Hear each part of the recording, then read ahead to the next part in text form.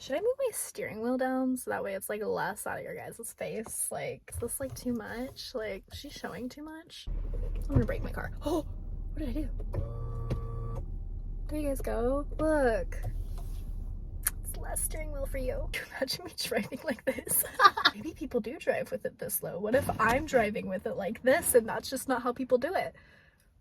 Anyway, you guys already know if I'm filming in the car, then it's a serious video. These videos are always very nerve-wracking for me, and it sucks because these are the type of videos that I'm always most passionate about for obvious reasons, and for obvious reasons, it also makes me very nervous. So I get really motivated to put my voice out there because it's a conversation I want to take part in, especially with my experience. Every time I do, I end up like refilming it 1,000,001 times. So I'm releasing all of that anxiety and I'm just pressing the record button. I'm just gonna talk and get things off my chest in hopes that it helps one of you guys. If you're new to my channel, I was in an extremely toxic and abusive relationship for years. I've been separated from him for a while now. I'm still on my healing journey. I don't know if you ever graduate from your healing journey. I just feel like that's something that you will always kind of be working towards. And I'm not saying you're damaged forever, obviously, but it's a work in progress always. So what made me want to sit down and record this video was recently getting into a healthy relationship and seeing how things unfold with that,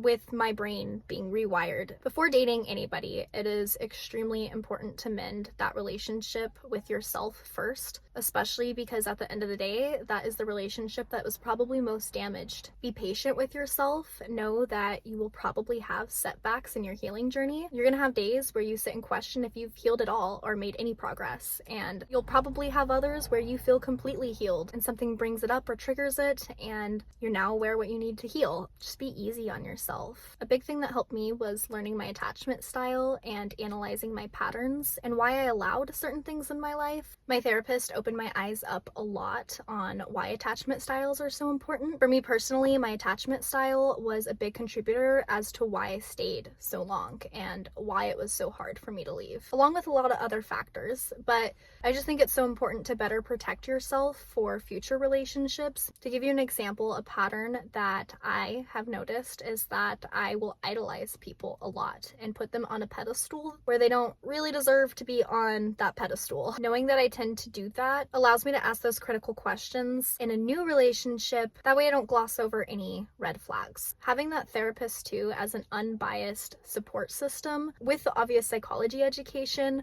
helps so much. And I actually wanted to talk a little bit about that. Cerebral, which is a mental health platform that provides access to ongoing online prescription, medication management, counseling, and therapy, reached out to me wanting to work together. And it's funny because I don't even think that they knew what a special place in my heart that I held for them, because they really did get me out of a really sticky situation. I knew that this was the perfect video to put it in because I want as many survivors to see this and know that they have options that are affordable. Leaving my abusive relationship was one of the hardest things I had to do. At the time, I didn't have family surrounding me. I had no money because of the financial abuse, and I felt broken. After leaving, I was overwhelmed with a checklist of things that I needed to do, and I did not have the funds to do any of it. I now was a single mom and trying to maneuver and adjust to that, as well as starting my healing process and then adding all of the normal responsibilities you have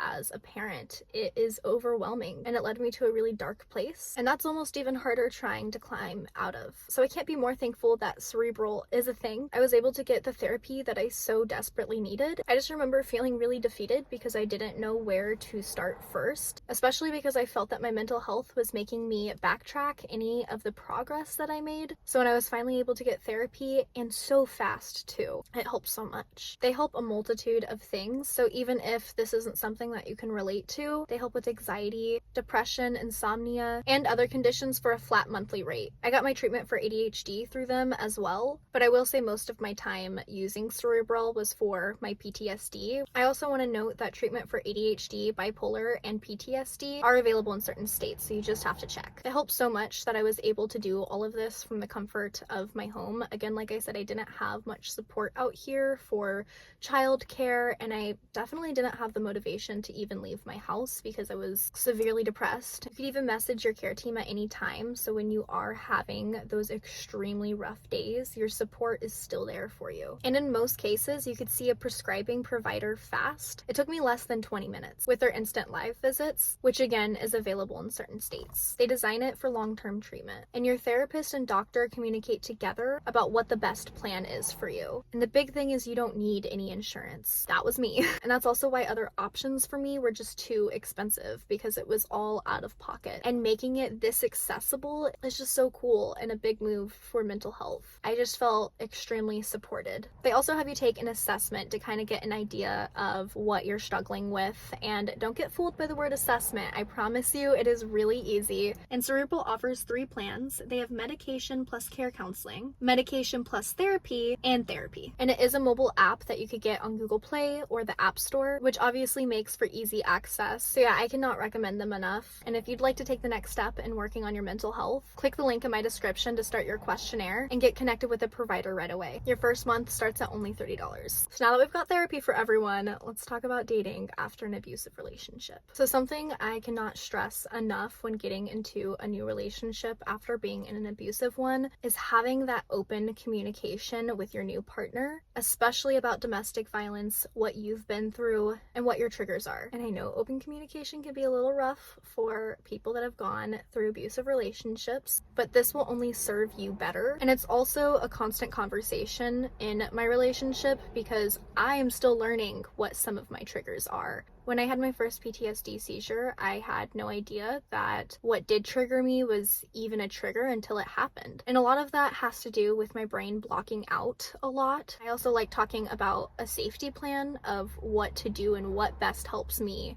when I am triggered. And I'll tell you what that looks like. If I'm having an episode, my partner can best help me by actually laying down on me flat. Weight helps a lot, helps me more than someone trying to like hug me, asking me to talk about it. It differs for everyone. So if you don't even know what would possibly help you, you can look that up too, or talk to your therapist about it. Another thing I want to say is just to be honest with where you are at in your healing journey, and don't feel bad if you realize that you're not actually ready for a relationship while you're in a relationship. Obviously, give that partner the communication that they deserve, but don't be hard on yourself for not fully realizing you weren't ready. Sometimes you feel you are a lot more healed than what you actually are, so don't feel trapped. One thing that I am working through is how hypersensitive I am about some of the smallest things that might not make a lot of sense to other people that haven't been in abusive relationships. For example, driving. In my past relationship, driving was something I was told I was incapable of learning to do. Got reinforced in my head that I was too stupid to drive, so much so that I wasn't even allowed to take my own car out of state. I don't even know if Megan actually knew that one because it was so embarrassing. We'd plan trips to go somewhere and I would always push for us to either use her car so that way she could drive or push for her to drive for me, which actually ended up making me reliant on people driving for me because I was told so much by him that I wasn't able to do it that I started believing it. That actually just made me think of something. That's probably why I make so many sly remarks about how bad my driving is, because it was obviously made to be a big insecurity. And I know I'm not the best driver, but I'm not incapable. Fast forward to now being in a healthy relationship, any sly remarks about my driving, even just like, oh hey, you were supposed to turn here, it's like a knife right in my chest. And I just get defensive, especially because now that I am out of that relationship and know that that's not the truth, it feels like other people are validating his truth, even if they weren't saying I was a bad driver. And it's the same thing with my intelligence, because for so many years, day in and day out, I was told how stupid I was. So my brain now is really hypersensitive to comments like, oh, you didn't know that? Which isn't even mean. It's not saying I'm an idiot. I'm also extremely hypersensitive over how clumsy I am. In my abusive relationship, I hadn't gotten diagnosed with ADHD yet, which all now makes sense as to why I was so clumsy, because that was a fact. I am clumsy, but it was brought to my attention and used against me to make me feel really small and dumb and incapable. And so anytime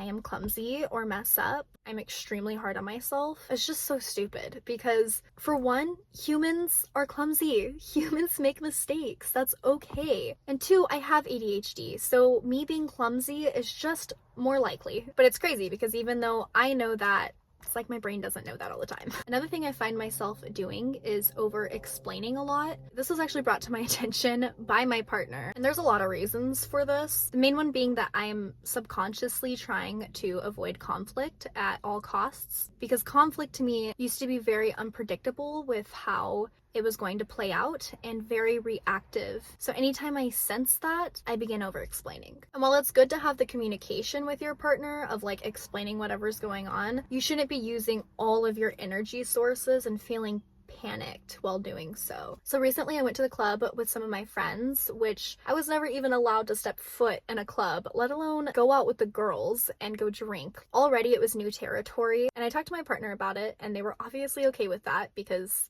they're normal? I don't know. Anyway, we go out, we have fun, and by the end of the night, my phone died. So I wasn't able to reply back to my partner. I began panicking because I was so sure that they were going to be furious that I didn't reply, even though that's not even something that we have ever dealt with. My partner has never once yelled at me for not replying back to them in a timely manner. But again, that was my normal way back then. So when it finally turned on, I called my partner and they didn't reply. That confirmed to me that they were livid, even though this is never how they have ever acted. Ever. But silent treatments to me always meant more punishment later. And so I began to spiral until I finally got a hold of them, and there went the diarrhea mouth of, hey, I'm so sorry that I couldn't get in contact with you. I tried to find a charger. I asked everybody for a charger. Nobody had a charger. And then we were drunk. Like, I'm so sorry. Are we okay? Like, are you okay? And they were just so comforting. They sensed the panic in my voice and reassured me that everything was okay. And then they asked if I had fun with my friends at the club. And that was a moment for me. Not only was I not getting yelled at because there was no communication, they actually cared about how my night went and if I had fun with my friends. There were no questions of what guys were there, what girls were there, who was hitting on you. There was no investigation. And it's just crazy to me that that is people's normal. That is what should be normal. Another fun little thing you get to battle in a new healthy relationship is the trust issues that you now have. And not just trust issues in general, but trust issues with yourself. You know, I'm the one that ignored the red flags. I'm the one that allowed myself to get manipulated for so many years. And I'm the one that forgave the abuse that I shouldn't have. And while it's not my fault, it does make me feel that I can't trust myself anymore, because what makes it any different now? A lot, because there's been a lot of healing. But it's weird because it's almost like you end up gaslighting yourself after being gaslit for so many years. I'm constantly analyzing every behavior my new partner does, just so I don't end up in a similar situation. But I'm being patient with myself, and I wanted to create a little community of support down in the comments. So comment down below what you are struggling with now being in a healthy relationship after being in an abusive one, because I'm sure there's a lot of things that I've missed, and I'm curious, it'll probably help me too. And for anyone that is currently still in an abusive relationship, just know my DMs are open. I do try to reply back as much as possible, and I'll be leaving resources linked in my bio along with Cerebral's link so you guys can get affordable therapy. So yeah, that is it for today's video. I hope you could take something from this video and that it's helped you in some way. So yeah, I love you guys. Bye.